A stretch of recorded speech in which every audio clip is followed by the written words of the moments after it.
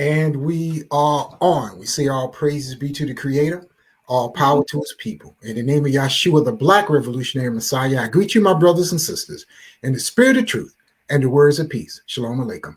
Giving a special salute to the Black Messiahs. Our motto is stop waiting for a Savior and be one. Stop waiting for a Savior and be one. Tonight, family, those of you who are watching live and those of you who are watching on replay, we are ecstatic, if I could use that word, to have one of the great freedom fighters of the movement, Queen Mother Mae Jackson.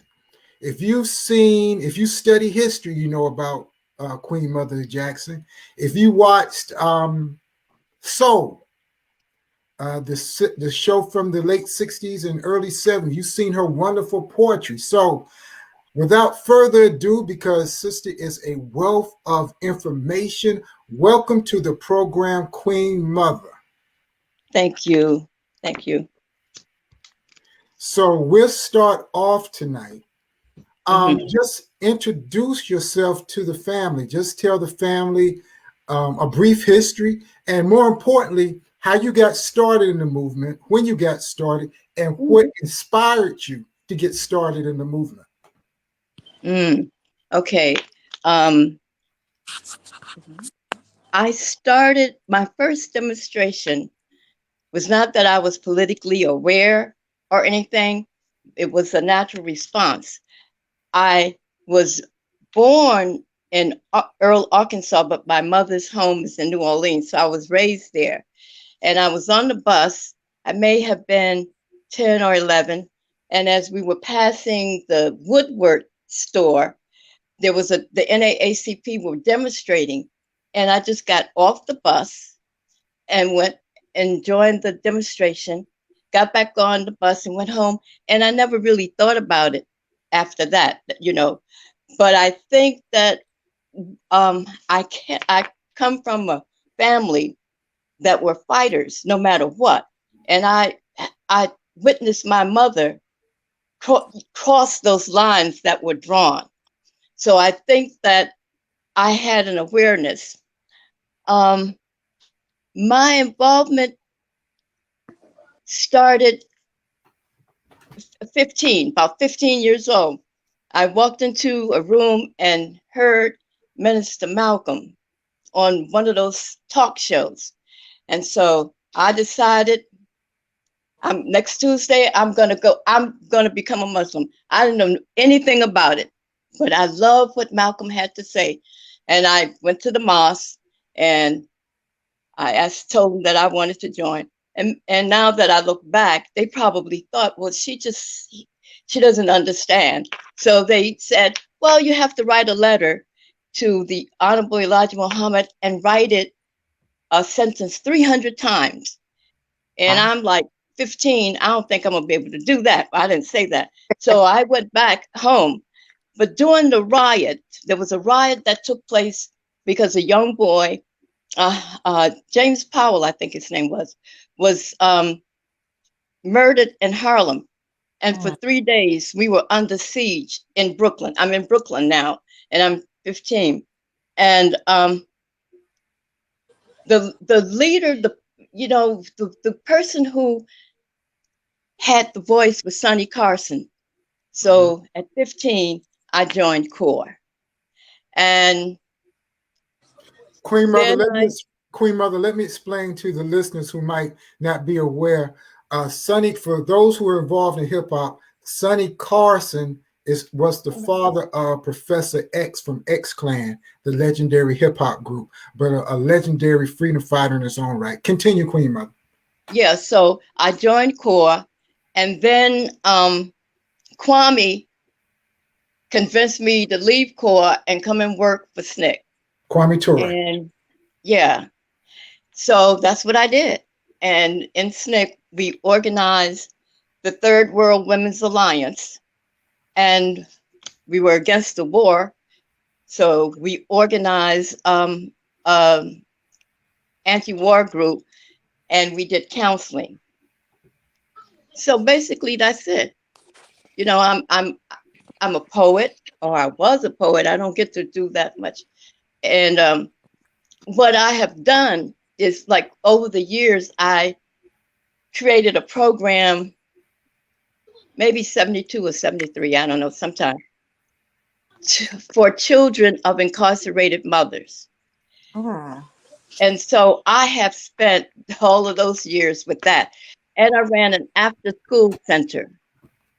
I ran an SAT. All of these programs were going on at the same time. And I did an SAT program where I would bring kids in and keep them there for 2 years so that they could really score high on the SAT, because, as you know, they said, well, they're not great test takers and whatever. So I worked with that. I was a member of the Sisterhood of Black Single Mothers for years. And even though we don't have the group anymore, the sisterhood that we developed is still intact. So our children are grown and have children of their own. So basically, that's it. That's my life. That's what that's it. And Queen Mother, let me reiterate something you said. You actually met Malcolm X. Yes, but listen, I used to go to the Apollo every week, and Brother Malcolm would be on the corner, and he would, in front of a bookstore, Michelle's bookstore, I think it is. They had the sign on this bookstore that said, "This store is packed with all the facts about all the Blacks all over the world." And it was true. And I would see Malcolm, and he was fishing, trying to recruit. So I knew Malcolm from there. But I always thought, when I would be walking down the street with my 2 friends, best friends, sisters, and we were smoking, and we were going to go around the corner and get a barbecue sandwich or something. And somehow when I passed, it seemed that his theme was always about pork and smoking. And I thought, he must have eyes in the back of his head. He sees all of this. But we were so fascinated by Malcolm that we would go to the restaurant, the Muslim restaurant, and look at him through the window, because we didn't know how to approach him,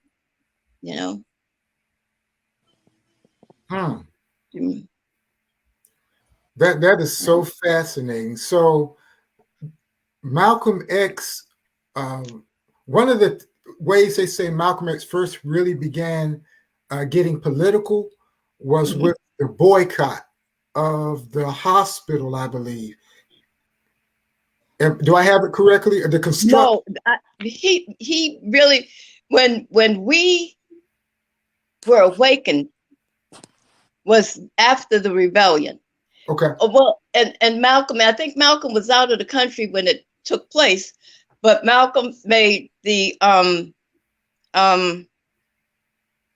statement that he said, "I didn't start it, and I can't stop it." And when he said that, we knew that he was our leader from that point on. And it was, it was always the grassroots people. It was not middle class. It was really poor people, poor children, poor youth who understood and heard Malcolm. So Malcolm represented the streets, as they say.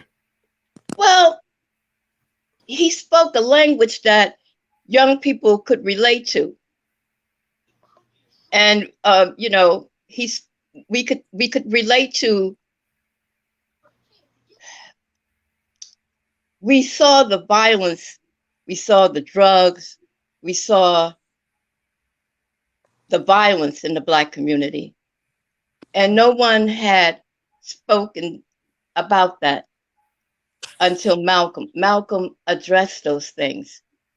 And he made us as youth feel powerful or empowered. We were empowered by him, that we were a part of this movement. We were a necessary and a very important part of that movement. And I think, well, after that,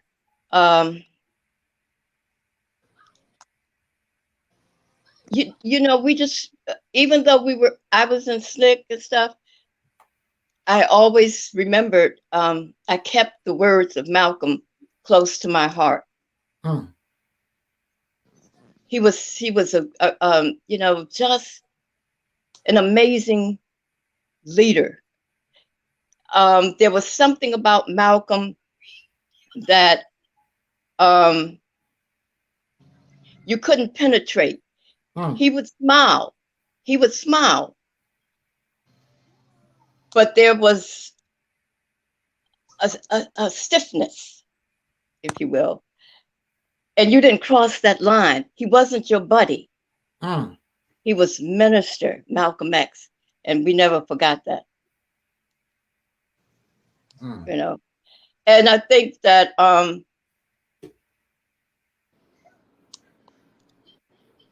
it was that call to young people, whether it was conscious or unconscious, but we heard him.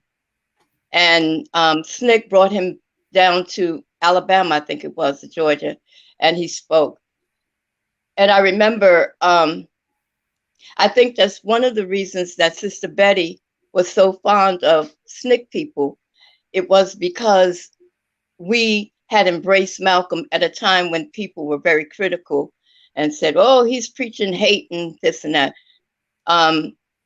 And she remembers me from the first celebration of Malcolm and SNCC. So that's how I developed a friendship with her. She never forgot any. If you were supportive of her around Malcolm, she loved you. Mm. She cared for you. Yeah. Family, you're not going to get this history out of books. You're not going to get this history off of YouTube. You're not going to Google this history. So I hope you all are really enjoying this program. I know I am. Every time I talk to the sister, I'm just blown away by her wealth and her information and her humility. Because when we first met, and let me say this publicly, when we first met, we had a conversation over the phone, I believe, and you were giving me a lot of history. And I said, okay, this is a very nice lady, wise lady, but I didn't know you were that Mae Jackson, honestly.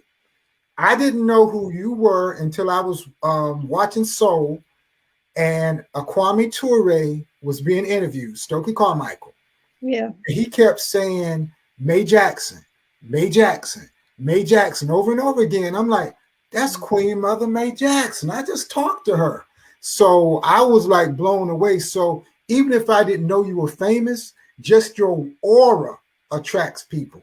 I didn't know, after we've had like 1 or 2 conversations, I didn't know your history. I was just so blown away by your wisdom. But when I read your history, I'm like, wow, that's who I just talked to.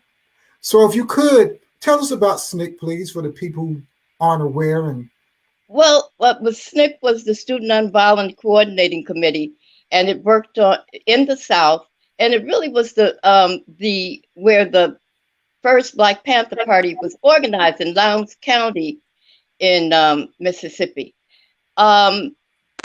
When you know, I think you know the history of the civil rights movement, but when Kwame said Black Power, the civil rights movement took another turn, and it started to gather a new group of people. And in the Manhattan office, the SNCC office, we spent a lot of time doing fundraising. You know, we got involved in some things, but after Kwame said Black Power, people would come up to the office. They wanted to do something. They wanted leadership. They wanted to demonstrate. They wanted to change things. And so the New York office really became much more of a Northern activist organization. And during that time, we met, you know, the Panther Party came along, and they didn't some of the young people who was in college, they have volunteered their time to work in SNCC, but they wanted to do other things. So the first chance that we got, we went to see Bobby Seals at the Fillmore in Manhattan, someplace, and we saw the Panthers. I had to go back. I went with about 6 or 7 sisters. We were odd. We saw these guys standing with their legs apart and look, it was just very impressive. But I had to go back to Brooklyn. So the next morning, when I got to the office, I wondered where all the volunteers were. And when they came in, they had on the black tam, and they said, "We're Panthers." And so they began to share the office with us. And that was the first group of Black Panthers. Later, that group would become, some of the members were part of the Panther 21. And then later, out of there would be the Black Liberation Army. So you knew Tupac's mother, Sister Afeni Shakur. Could you tell me about her? Oh, okay. Now, Afeni, she was a warrior, okay, and kind of hot-tempered, but a sweet sister and dedicated. She spent time with me, and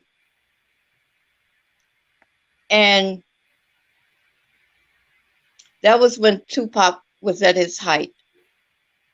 And I told my nephew, do not tell people that she's here with me. And that's exactly what he did. So the doorbell rings and she opens the door, and there's a line so long of young Black boys. There was not one girl in the group wanting to meet Afeni and wanting to know, where is Tupac? So that's, I don't know how to describe Afeni other than to say that she played a double role, because not only was she a revolutionary woman, but she was the mother of this very popular young man who was talking and mixing politics in an arena that usually not progressive at all.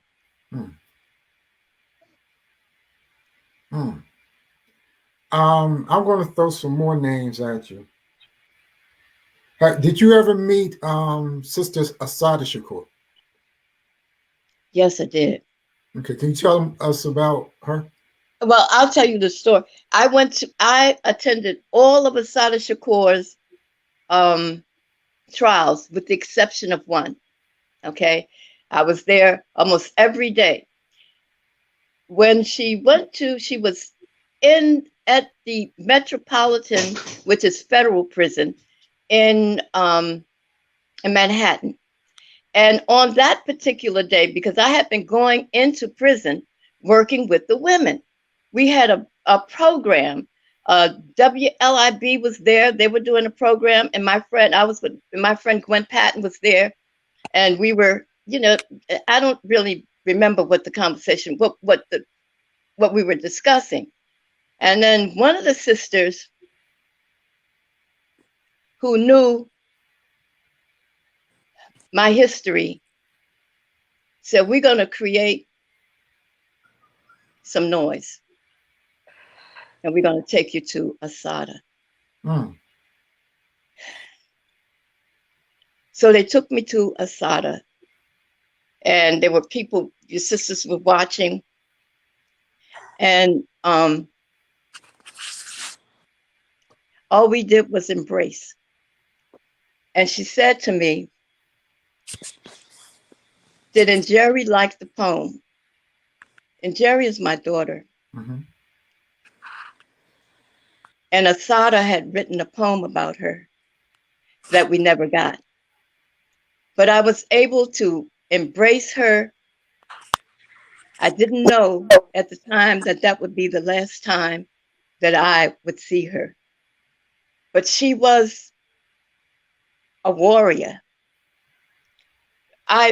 My daughter grew up knowing these people, you know, seeing them. She grew up with the FBI hounding us as if we were criminals, coming to the house, all, you know, just whenever they felt like it. It was a very difficult time. Today, I'm sort of out of touch because it's just been bad news all day about people in this movement who are leaving and who are suffering. I mean, a lot of people really are. And there's no way, we don't have anything set up to be of assistance to people. And that hurts. You told me something, Queen Mother. Our last conversation, I think it was New Year's, we talked for about 4 hours. Mm-hmm. And I just listened to your wisdom. I was asking you advice about the Black Messiah movement, and I think I was frustrated that day and didn't know which way to go. And you told me something about, you said, Paul, you got to give the people hope. Can you expound on that? Do you remember that conversation? You said you got to give the people hope. The people have to have hope. Can you expound on that sentiment? Yeah, I think that when you have a movement, you have to tell people things are going to get better. But the change must come from us. What the movement was not able to do, and I'm not sure that it was the movement's role to do this, but the movement was not able to touch on those institutions that Black people depend on, you know, like social service, education. You start with, you show people that there's a tomorrow and that tomorrow is going to be better. And you do that with the programs. When I worked with the Sisterhood of Black Single Mothers, and we worked with some brothers in Brooklyn, and there was money put aside to help people if they needed to pay rent or buy food. And the stipulation was, we're going to give to you, you come back and give back so that we can help someone else. Right now, we don't have anything. There's no way that we can help anyone. Nobody anticipated this pandemic, but not only that, I don't think we anticipated much of anything, because we can't move now. How do you get to the people who really need the service? And then, you know, there's this controversy about the vaccination, and you hear Black people saying, and white people too, but I'm not worried about them. You hear Black people saying it's a conspiracy. And then you have to say to them, this doesn't just affect Black people. It has impact around the world. So what kind of conspiracy are we talking about? I don't know where we're going to go from here. I do like the Black Panther 10-point program, Okay. But the Black Panther 10-point program was taken from Brother Malcolm. That was part of OAU. Go look at it. Go find those papers and look at it. They took the 10 things. I went I went through the 10-point program a little while ago, and I compared it to the 10 Commandments. Mm. They're the same thing. Do you know what I mean? They are just different wording, different time. And then one of the other things I'm like, how long was they in the wilderness? And then I can go back and think, for 40 years, almost 40 years, music has taken the place of liberation and education. That's like spending 40 years in the wilderness. Hmm. And if you spend 40 years in the wilderness, what do your leaders say? They're tired. What more can they do for the people? It's now up to the people. It's not just us making the decision. Black people have to make the decision. We want to live. I have something to live for. I have something to fight for. But you won't get it if there's no love in the home, in the school, in the streets. There's not that love. One of the things about being raised in the South is that my teachers were all Black. They cared. They taught Black history. One of the great things about the church is that they had something like the sick and the shut in. So you were never alone. We can have all kind of criticism of the church, but the church set an example that we need to take a look at and need to follow. Hmm. Hmm. Now it's recorded in history where people say that the Black Panthers, where J. Edgar Hoover was afraid of the guns. What I've read, he was really afraid of the Panther program, the do for self programs that the Black Panthers had more so than the guns. Is that true? I would say that the Black Panther posed a threat to them, just as a SNCC posed a threat in terms of registering people to vote. The Black Panther Party had programs. They fed the people. You would not have a breakfast program had it not been for the Panthers. And then the schools started as a way of trying to minimize the power of the Black Panther Party. They started the breakfast program in school, but that was originally started by the Black Panther Party. The Black Panther Party in Oakland is a small place, and maybe you can do some of those things. It's much more personal than, say, you live in a place like Brooklyn or Manhattan or something like that. So they set up a sickle cell anemia clinic, and there were Black people. We didn't know that sickle cell anemia is something that is almost a black people until they set up the clinics. I don't know. So where do we go from here? We've had every kind of leader that there is. Tell me what you want. We got a leader for that. Mm-hmm. There's no reason for us to be this damn apathetic. But, and those who are on the front line, they're tired, worn.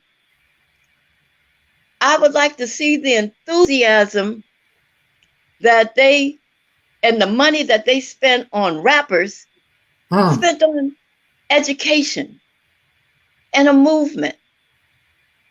I don't know if anybody can afford to be in the movement now and work full time.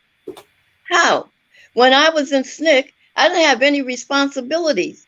I made $10 a week. That's all. Some people didn't get that. I was one of the lucky ones. Hmm. You know, How would you compare the movement of the 60s and early 70s with the movement now? there is no movement now. Wow. Please expound. Well, a movement is a group of people who are organized around a particular doctrine. It is a movement with leaders. It is a movement with people who are willing, who when you get involved, you have to know the risks. You have to understand the risks. This is not for weak people. The movement is not for weak people because they'll wear you down. Mm-hmm. And one of the things that they've done is we're so distracted. We have, it's oddly enough, I mean, a lot of the rap music, young people are into that. They're not reading. They are not reading anything. Go look at the top of the New York Times bestseller list or anything. Not reading. And the parents aren't telling them because the parents don't know. We've lost 2 or 3 generations. What do you And think? Oh, I'm sorry. Go ahead, Queen Mother. I'm sorry. it's like, when do we sit down and really talk shop? When do we have to be realistic? Nothing, Black people are not ready. Here is a crisis, and we have nothing set up. We can't help anybody. Why do you think the hip hop, the rappers, never really connected with the freedom fighters like yourself? And I know there are exceptions like Professor Griff and Chuck, and I think KRS-One was tied in with Kwame Ture. But why do you think, as a mass hip hop movement, there was never really that connection with the freedom fighters? Because first of all, it takes place in the home, and it didn't take place in their homes. Wow. What took place in their home was rap music instead of a book.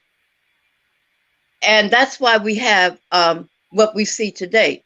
We have the rap leader. People look towards rappers for leadership. So they go, that's about it. I don't I don't know if the masses of young people understand that they're oppressed. Not when you can buy sneakers, you can have credit cards, you can drive a car, you can, they can do all of that on credit. And you can do it because we tolerate crime in the community. So you can, they can, all of that. Nothing, we're here because we have not collectively decided that we want to be someplace else. Wow. Say that again, please. We're here because we haven't decided that we want to be someplace else.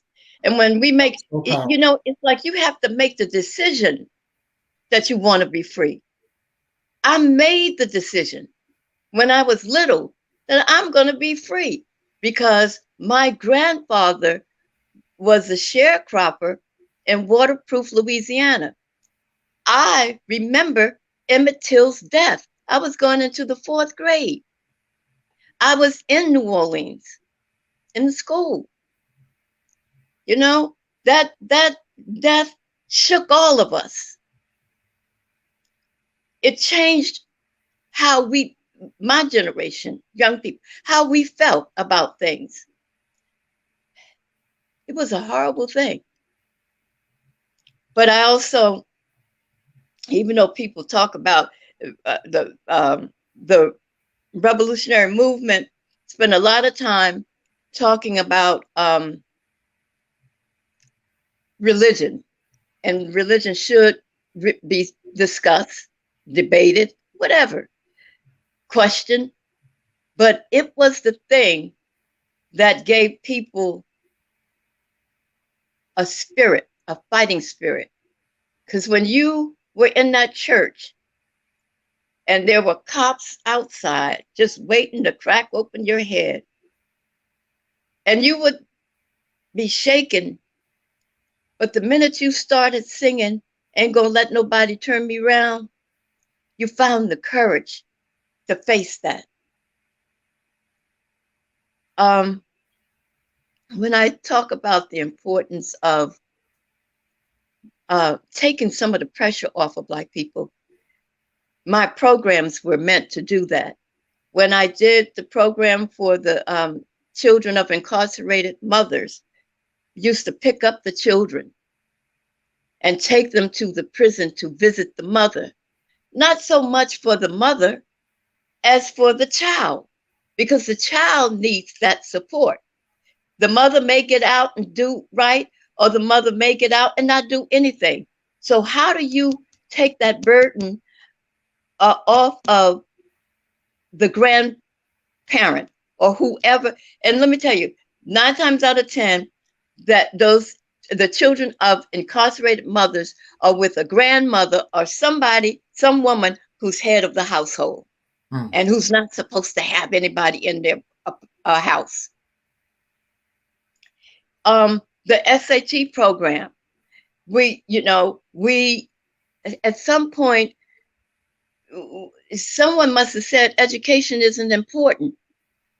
So nobody talks about it. Where are the SAT programs?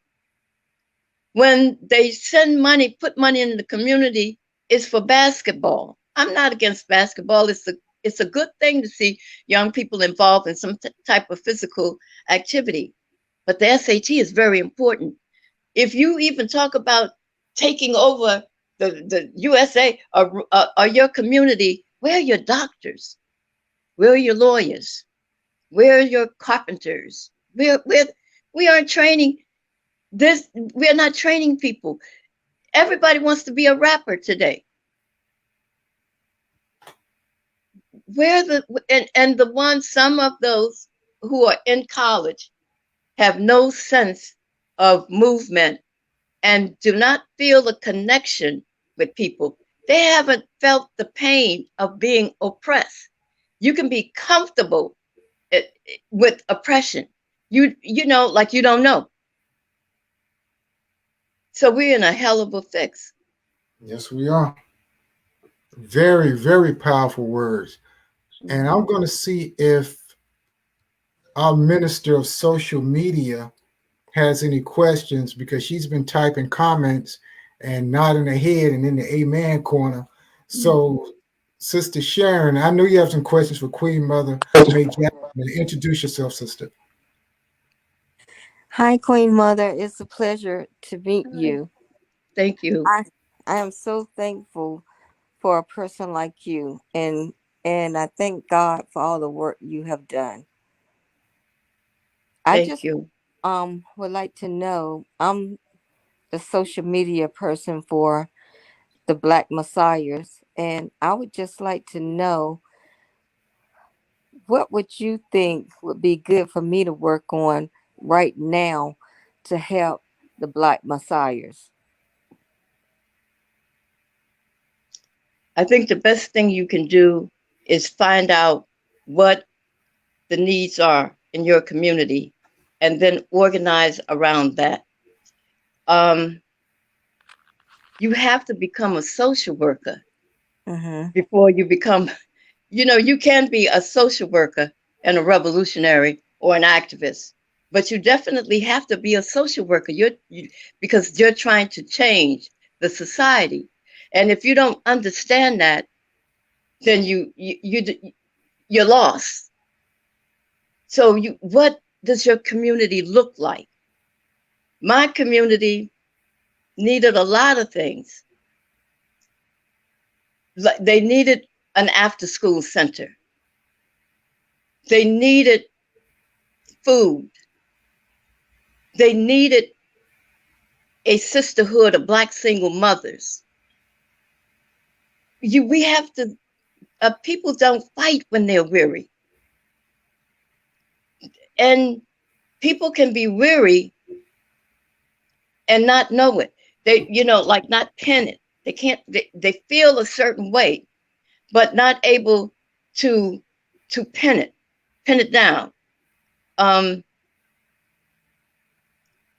This is a very depressing time.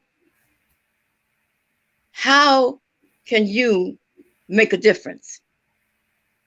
You have to look in your community. You have to talk to people. That's all you can do. But in this, what I would call time in between, what people really need to do is take this time to get themselves together, to read, to write, and plan the strategy. So the first day that this thing is over, you got something, you have a plan. What are the people going to need after this pandemic is over? They're going to need a lot. You're going to have unemployment that's unbelievable. Illness, and we're all going to be suffering from some form of depression because we already have it. It's to wake up, to not to be, like going out is an ordeal. When you look at it, it's almost like a horror movie. You walking around with a mask. I could never picture that. No matter how, that people would be walking around with a mask, unable to communicate with family members, falling out with your friends and your family members because some people don't want to take the shot. So you can't, like, don't come to my house. I am not coming to yours. I mean, we're in a fix here. It's not magic. It's not magic. Nobody's going to take a wand and say, I bless you now, all is over. We really have to think about and talk to each other. What is it that your community needs?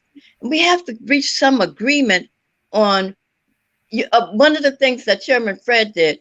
He has a community refrigerator. The refrigerator is outside the Hampton House. So and they also started a garden.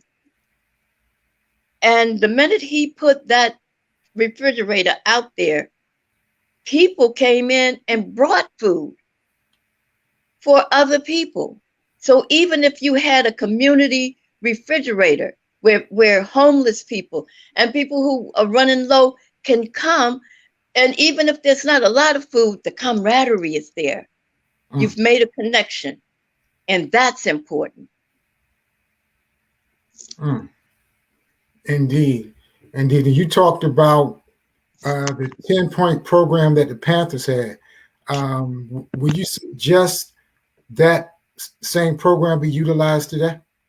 Well, you can take a look at it and see if it fits your needs. But the idea is something what Malcolm had that, and because even when you look at the Nation of Islam, it was about helping those people, and it did help those people. It didn't help folks outside, but it helped people inside who were Muslims. They didn't have to depend on, how did this man, Elijah Muhammad, do this? He didn't have a degree, but he had heart. He said, I'm not going in your service. I'm not killing anybody.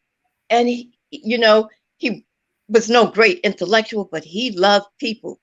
You can say what you want about the man, blah, blah, blah, you know, but look at what he started and how did he do it. Mm-hmm. And you know, it's like people say, listen, I'm in this because I'm oppressed.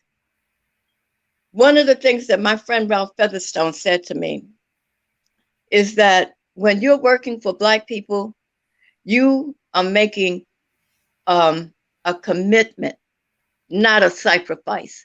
So when people say to me, well, you know, you did, I'm not a sacrifice. This is my commitment because I live in this world, you know, and I'm not trying to, you know, I work. That's what I do.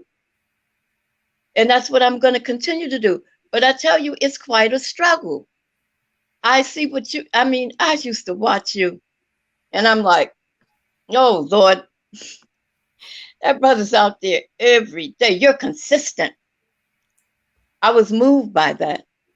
You know, you could look in your face. That's not an easy job. In this time, how many are doing that? Not many. Mm. You know, Thank you. It's to the drawing board. Mm. We gotta sit down, like Malcolm said, and talk shop. And also, this is very important. Like, when I started my project for children of incarcerated mothers, I had no idea that people were laughing at me. They said, she'll never do that. I didn't know that they were laughing at me. But you know what I did? I took a look at the budget for all of my elected officials. Mm-hmm. And I saw what was allotted for each area. And I went after it. I called them on the phone. I had one brother in particular. He was my council member, I think he was. No, assembly person. And there's a certain amount of money that's allotted. Mm-hmm. Nothing went to women and in prison or their children or the people who support them. None of that. So I called my assemblyman, and he he seemed to be bothered that I was bothering him. And then I showed him how I could really bother him. I kept calling and calling and calling every day. And then finally, I said, you know what, since you're so busy, I'm going to help you out. I'm going to come to your office and volunteer. I did go to his office and volunteer, and he wanted me out of that office as soon as possible. So he did help me get some money to start off my program to pick up kids and take them to visit their mothers. Or I did a program with the adolescents at Rikers Island, the young boys. I did the program with them. I would take the children when the girlfriends and the wives would visit. These were teenagers too, and I created a little nursery so that the kids are not running around out of control because they don't want to be in that place and they're hungry. Somebody, and I think when people see that you are sincere and you're doing something, they would, folks will come and help. So someone donated 1,000 books to me. Really? Yeah. And then I met I met a man who was a part of a foundation. And he said, you know what? I'm going to give you $20,000. And I'm going to give you $20,000 every year for 5 years. And he did that. Then one day I saw him at a gathering, and he said to me, say more money, more money, more money. And I said it. A few days later, there was another check for $20,000. So I was able to pinpoint a need in our community. We also made certain, I used to make Easter baskets for the children and take them to the prison. There's a lot of things that you can do. Well, first of all, my program, I used to go into the prison and do workshops around writing. And I didn't really want to do that. I wanted to do something else. So one day I sat down with them and I said, what do you want to do? And I said, how could I help you? And we sat down and they told me what they need. And I went back to my office. I worked as a family law worker in Brooklyn Family Court. And I drew up a proposal. And this is how, and I worked and worked. I didn't have a staff, but I had a commitment to see this happen. And then I had people who just out of the blue would send me money and would help me. Maybe 3 days ago, a sister wrote me on Facebook. She said, are you the Mae Jackson that worked in prison? And I said, yes. And I recognized her name for some reason, right? She's out, she's writing, she's doing a whole lot of things. But she was 18 years old in jail. And I'd met her. And this had to be 20 years ago. At least 20 years. Oh, yeah. Then I had, in working with those sisters, some got out, and some would send $5, $10, whatever they had, because they knew that it has to come from us. Indeed. So I really do suggest to people, find out where the money is going. Each community is allotted a certain amount of money, federal and state and city. You got to look at that. Remember, we talked about that before. Mm-hmm. Follow the money. Indeed. Let's see, our Minister of Defense, Brother Damon. If you have any questions, put it in the chat while we still have Queen Mother on, and our Minister of Information just joined us. Her name is Sister Sharon, but we call her Sister Spitfire. Sister Spitfire, any question you have about the civil rights era, the Black Power era, this sister was there. She sat with Malcolm. She sat with Kwame Ture. She sat with Assata Shakur. Any question you have, please ask the sister. She can tell you stuff you can't read in history books. So I know you got a question, sister. I mean, I would just say, like, my question is, I guess, as a mother and as someone who's lived, I'm from New York as well, and I've lived I'm from the Bronx, and you know how the Bronx is. Yeah, I'm from the projects in the Bronx, and at one point in time, my mother took and we moved to this posh neighborhood in Manhattan. And as a child, I saw how big.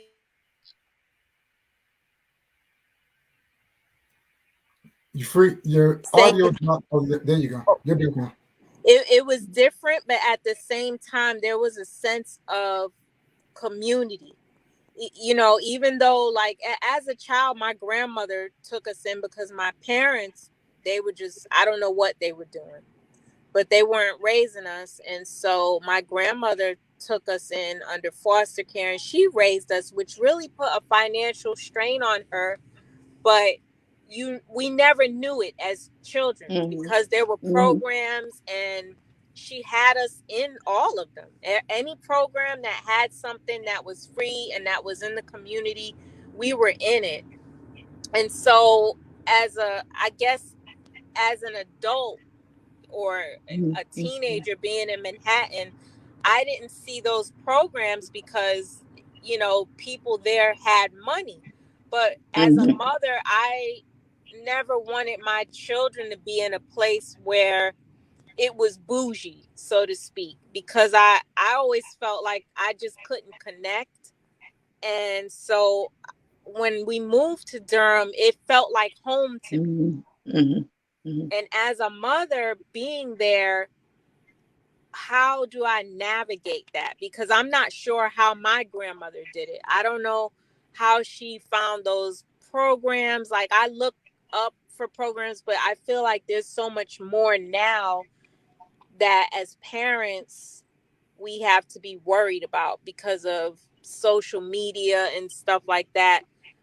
But I often wonder, like, how as an elder or an older person, or even back then, because you weren't always the age you are now, and back then you were younger, and how at that point in time then did you begin to make programs and keep the momentum going and get people to join and follow and keep that retention?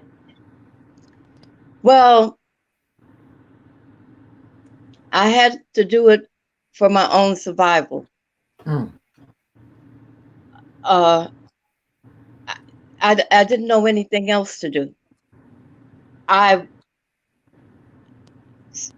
don't think that we have that sense of peoplehood that we had some years ago.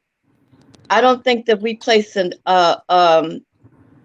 importance, and we don't teach our children to dream.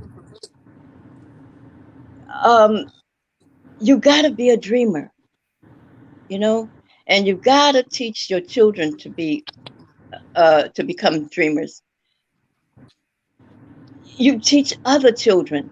You know, they need to learn. You need to talk to them realistically and get them involved with community service. Now, my daughter went to a Quaker school. And the wonderful thing about the Quaker school is that, for me, at least, when she would go into, you know, she would start in first grade. First thing they do in the morning is meditate. Okay. Now, when in first grade, I would be looking in the window. I didn't see anybody meditating. They was hitting each other and pushing each other. But I mean, as she got older, you know, that was beneficial to her.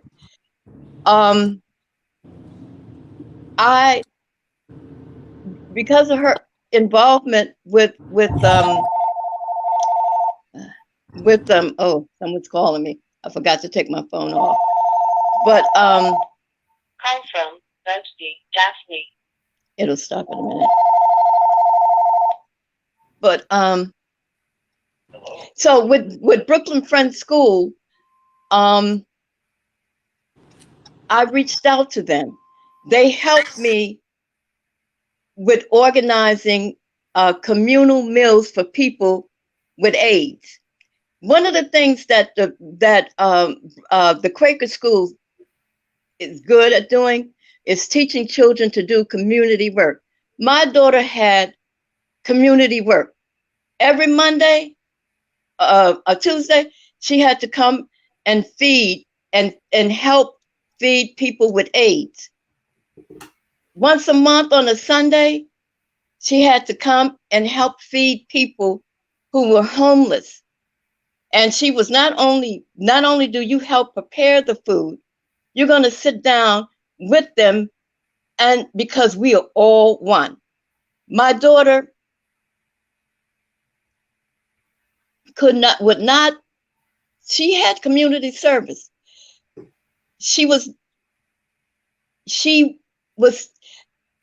involved. I'm like, well, we have to make Easter baskets for the children whose mother are in prison. We did that. She could not. She had to share because she had a lot. She had to share things. My daughter wasn't. She couldn't just just read about it. You got to do something about it. It's her service. And my brother, who I lost last year with the virus, my brother was with me every step of the way. He was older than me. He was with me. He drove. We picked up the kids together. We went, all over the city. We picked up kids in the Bronx and took them to the prison to visit their mothers. I have worked in almost every prison in New York City. And it's about giving people something that they can hold on to make a little bit of difference. And in my house, well, first of all, my mother took care of every child in the neighborhood. We lived in Clinton Hill. And in fact, we integrated Clinton Hill and Brooklyn. But there were a lot of single mothers, and they would knock on my door and they would ask my mother, would you take care of my kid while I go look for a job? Come right on in. Everything that was in that house, toys that my daughter had, everybody shared that. We were a community. So when the FBI came around and they thought they were going to harass me, oh no, I got a community. You're not going to get any information from them. Why? Because I was loyal to my community. They knew what door to knock on. Whether it was a letter that they needed or someone an advocate or whatever, I was there to do that. Be prepared to work. Now, if you don't want to work, fine, but don't get in a movement because you have to move. Indeed. And it's nothing magical. It's just hard work. I didn't know how to write a proposal. When I first started, you should see that shit that I wrote. But I learned. And I wrote proposals for 2 years before I got any money. 2 years. And I listen, they gave me money for me to stop calling their office and visiting them. And sometimes I had a picket line with 2 people in it, my board member and myself. But and look, there were other people who came along and who helped me do different things. My friend Tookie Smith, she was very instrumental in helping me raise money for people with AIDS, and her brother was Willie Smith, designer. So that's it. It's just be prepared to work. Don't be afraid to work, and don't be afraid to speak up. Get you a couple of good friends, because that's what you need when you're in this movement. I had a lot, but I also had a lot of experience. And also, I mean, one of the people that I really, really admired a lot was Rap Brown. Love Rap. He was one of my favorite people. Worked on his case, almost all of his cases. A very committed, strong person. I remember one day hearing him speak, and he was so honest in his speech that tears started rolling down my eyes. I was so moved by his honesty. And there was, he just happened to be one of my favorites. But Kwame Ture, Mukasa, Willie Ricks, who was the one who yelled Black Power. All of them were instrumental. One of the sad things that happened, and it got me even more involved, was my friend. He was the field secretary for SNCC, was Ralph Featherstone. And Ralph Featherstone and another brother were on their way. His name was Che Payne. Were on their way to visit Rap to the trial, the opening of his trial, and they were blown to bits and pieces in the car.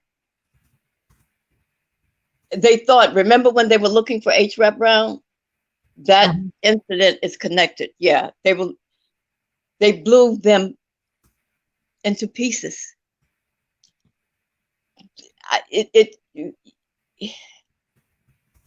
This is not a government that you can play with. If you want reform, you go and deal with reform. You know, there's nothing wrong with that. If you want to be a revolutionary, it's different. You can be either or. Doesn't matter.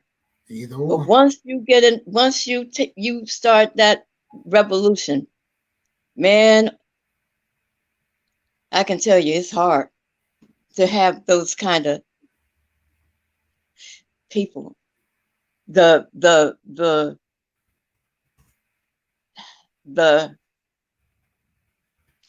surveillance, you know. I tell you a quick story. We organized, my friend and I, she was in SNCC, Gwen Patton. She has written a book. We organized a student conference at the University of El Paso. It took us the whole summer going back and forth to organize this student conference. So we left someplace and we didn't have too many changing of clothes. So someone in Dallas, I think, bought us a few things to wear. But there was a FBI who was assigned to us, right? Assigned to you? He was, yeah, the FBI. He was assigned to us. So I don't know if it was a long time ago. I don't know if we suspected him, but he dropped the card, his ID. So we said, he's trying to be all friendly. We're going to take him to Mexico and have him buy us some clothes.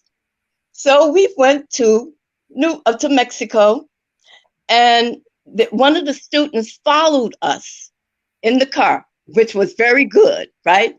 So we go to this he buy us some cheap stuff, right? And then we go to this bar. Now, you know, drinking and the FBI don't go together. So we sitting there, after we drink the liquor, we said, we know who you are, you FBI. But by that time, we had taken a picture of him, of which I still have the picture today. You can see all the little glasses and stuff there. So the FBI, that's a whole another struggle, you know, how they paid people to get information that they would follow, you know, actually follow you around and go and visit people. They knew everything. And I would say, Crazy. listen, this tops it for me. I had not seen my father. My mother left him when I was 9 months old. And he, you know, he kept in contact with his relatives and they didn't really know where he was. But they were looking for H. Rap Brown. They went to my father's house in Florida and showed them a picture of H. Rap Brown and asked my father, what did he know about me? Wow. That man hadn't seen me in 9 months. He called his sister in Memphis And she said, your daughter has been looking for you. And my father got in touch with me. I was 24, 25 years old when I met my father. Compliments of the FBI. They found him. He didn't know anything. I don't even know what the point was, except to say that they can penetrate any, the most personal, your most personal, the aspect of your life, like they did with that. And I got the opportunity to spend time 2 months with my father before he died. Only thing the FBI did that was worthy. For those who don't believe that COINTELPRO is real, you're hearing it. For those of you who just read books and said, oh, that can't be real, it was real. It was real. Queen Mother, you know, I could talk to you all night. You know, we've been on the phone like 4 hours, and I've just been in awe, asking questions. But before we wrap up tonight, I want to bring it home, because everything I want to bring, back to what we're going through in Durham, because we got our Minister of Information, our Minister of Social Media, and our Minister of Defense, who's on chat. He's chatting questions. We're having a problem in Durham, North Carolina. Even today, there were like 2-3 stories: the guns, the drugs, the drive-by. There's a rumor that the way they stopped the Panthers was they dumped heroin in the community. Heroin and guns. It was purposely dumped in the community. They also say the same thing happened in 1990. In the late 80s, early 90s in LA, when they left. The rumor is they left crates of AK-47s and just let people pick them up, and then they flooded the community with crack. How much of this is true? A lot. How much of this is false? No, that's true. And it's even bigger than that. First of all, it's like the person that you think is the agent, they're usually people who are loud,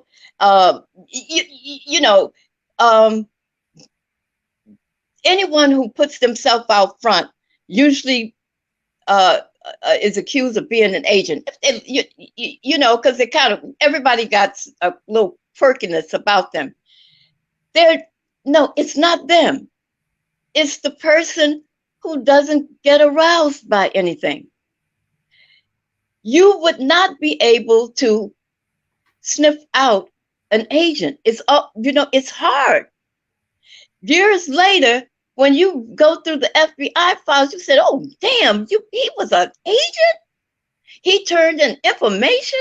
It's amazing. Those FBI files are something.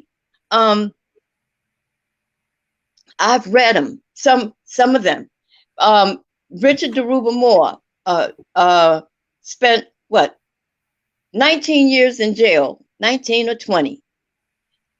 When he went to jail, my daughter was 9 months old, and his son was an infant, maybe 3 months old or something like that. He got out, because his lawyers sued the FBI, COINTELPRO, for all the setups and stuff that they did. That's how he was released from prison. 19 or 20 years he spent in prison. And the 3 lawyers went in there and won that case, and he did get a settlement. So, listen, the FBI files on Malcolm.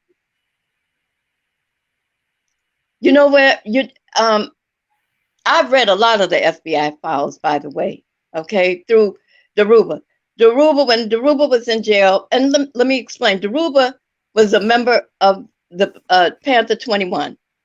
They said he was the leader of the Black Liberation Movement, okay?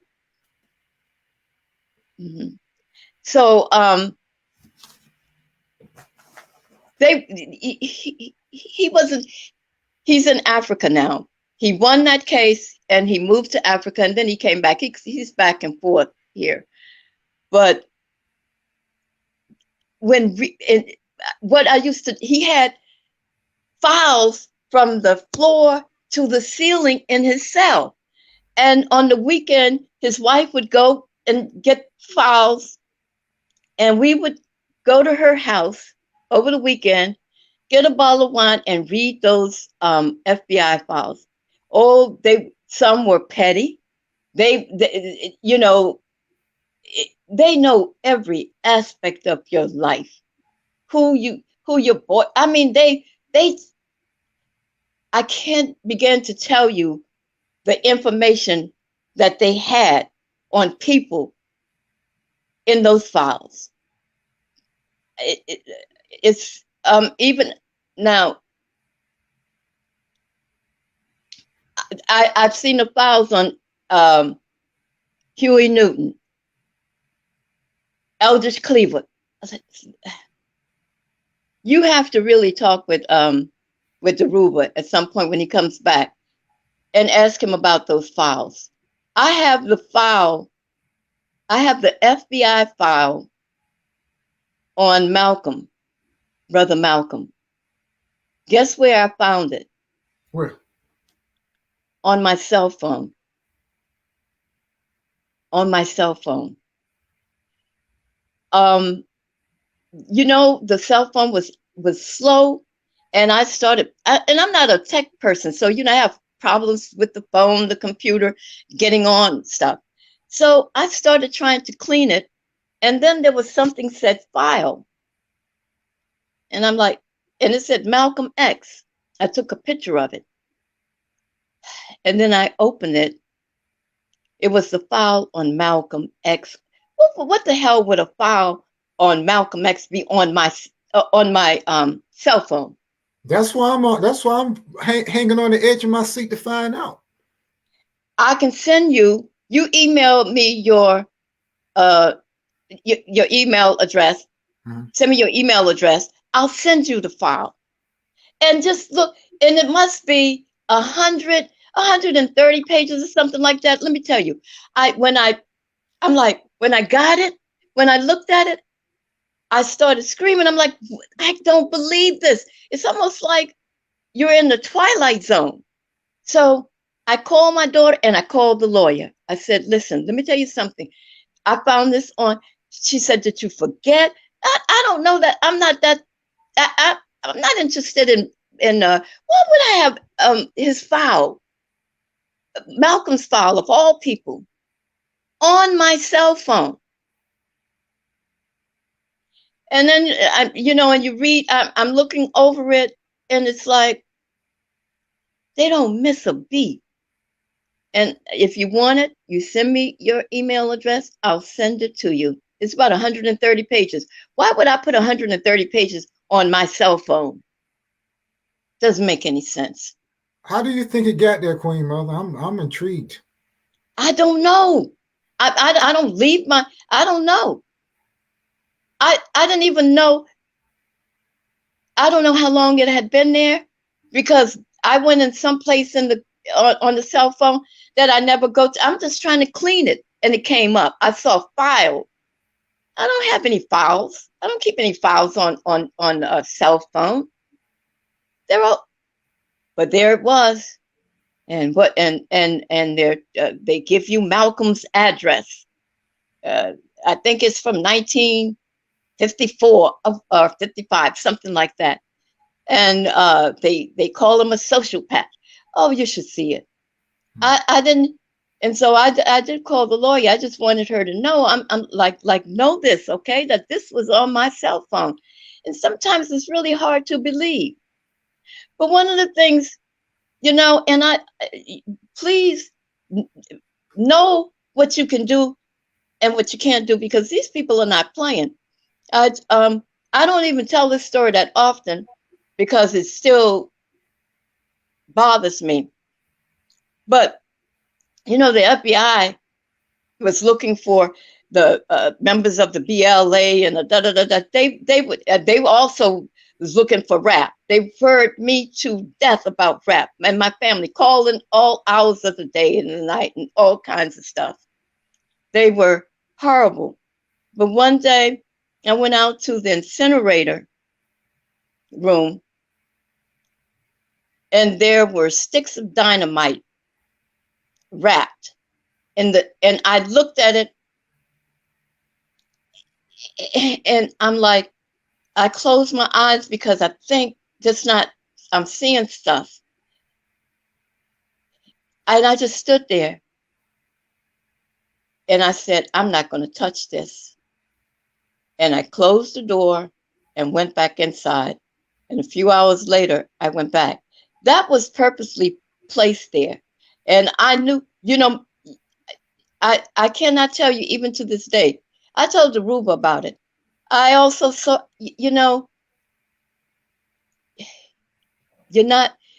they watch people. They know the ones who have the potential. They know the ones that will not sell out. You can't give them money.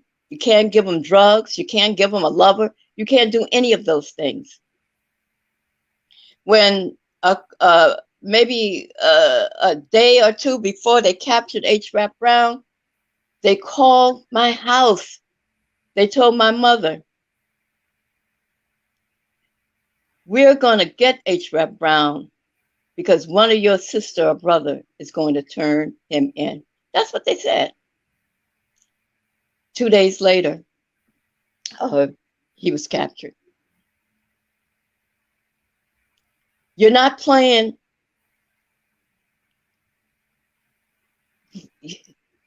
When you start to touch and change the lives of other people, then you become a threat to them. And they can harass you. They can go on your job, as they did with me. I had to get a lawyer to stop them from coming to my job. I got to earn a living. I have a child to take care of. Listen, if they did that to you today, nobody would even be upset, because we don't get upset about anything anymore. And they know it. And so they're just doing some of everything. And we are not fighting back. We're fighting each other. And that's it.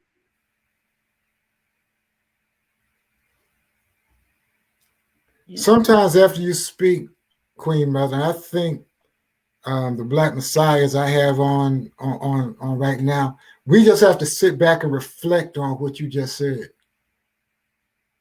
But wow, that was heavy. It's I'm going to talk about. Let me just briefly tell you, George Jackson, because August 21st was what they call Black August. Did you see the Soul Show with Mrs. Jackson talking about George? Since you said, I'm going to watch it as soon as we get off the live. Okay, go watch that show. I spent a lot of time with Georgia Jackson and with his sister Penny.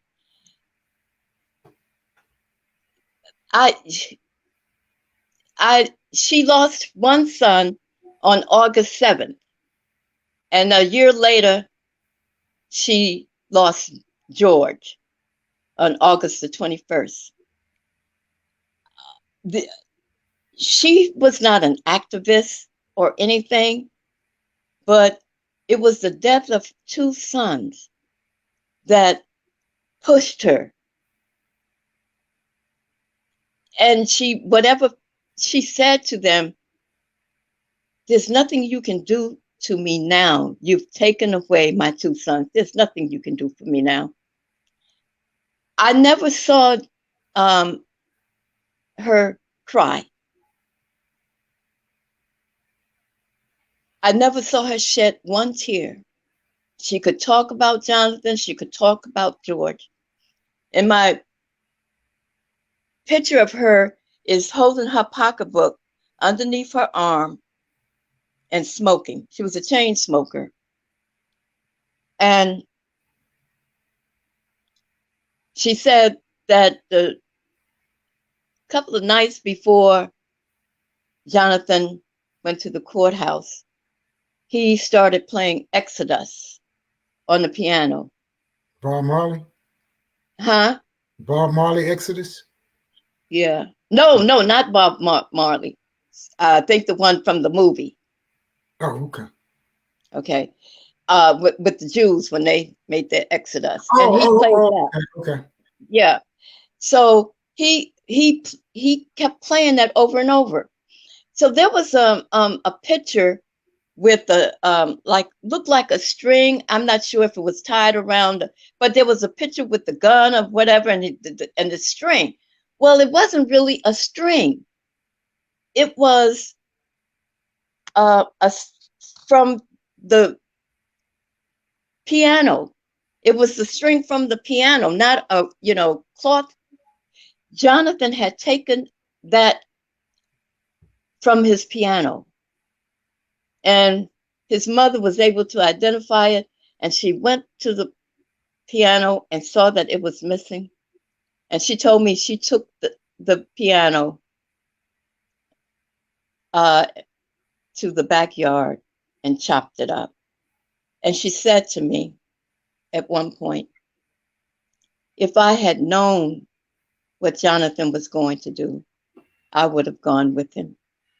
Now, I don't think that she really would have gone with him, but that's how deep her pain was. Here was a mother who lost 2 sons.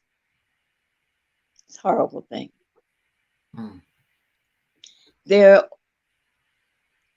I tell these stories so people know before they get involved. This is serious business. This is not, you have to make a commitment.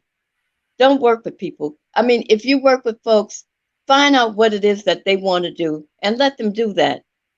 But when you start to get deeper into that movement, you got to have people who have your back and who you can trust. That's all. And we can talk and talk, have a conversation, go on and on and on, because there's so many aspects of it. Eldridge Cleaver, Huey Newton, what happened to them?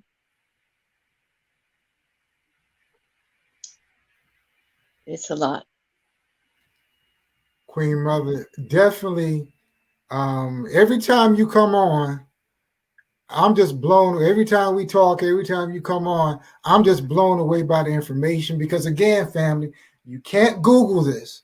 You can't find it in history books. You can't watch it on YouTube. You got to hear it direct from somebody who was there. Queen Mother, I want to thank you. But last question, I promise. Before we leave out, I got the Black Messiahs, the Black Messiah movement, the Black Messiahs online. I got the officers online. I got to ask you one question, Queen Mother. Everything you went through, everything you saw happen to Malcolm, to Huey, to all of them, H. Rap Brown, Jamil Alameen, Brother Deruba, and yourself. One final question. Looking back at where we are in 2021, I got to ask you, Queen Mother, was it worth it? Was it worth the commitment? You said don't use the term sacrifice. Was it worth the commitment? Yeah, it was worth the commitment. It was worth the commitment. And I hope that I don't hope. I raised a daughter, and that it's worth it. I did. A lot of battles, But like George used to say, we will win. It's not going to be an easy battle, but the best thing that we can do now in this pandemic is to talk to each other. But we need to start planning for when this is over. How do we meet the needs of people who we're traumatized, you know, we just don't know it. It will come out the minute we can walk the streets and things are, quote, back to normal. It's gonna be something. Are we ready for that? Why are we preparing for that? And you don't need a large group of people, but we need to start talking about what are we going to do the first day that we can go out and do something? What's on the agenda?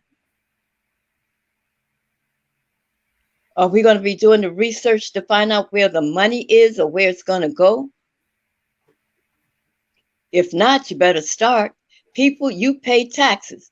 Make sure that money comes back into your community. They're not giving you anything.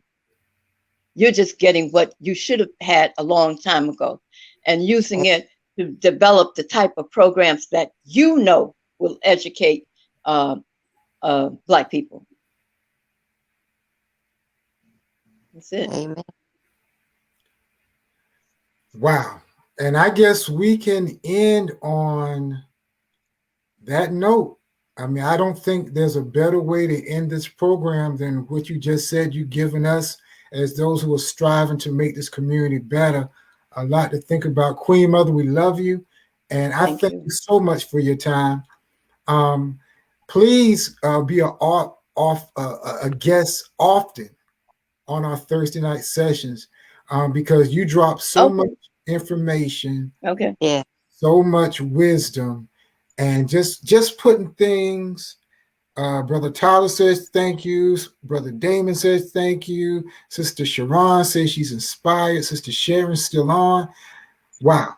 You just dropped so much information. As those who are striving to make our community better, you've given us a lot to think about this evening. So, Queen Mother. But you know, people can call me.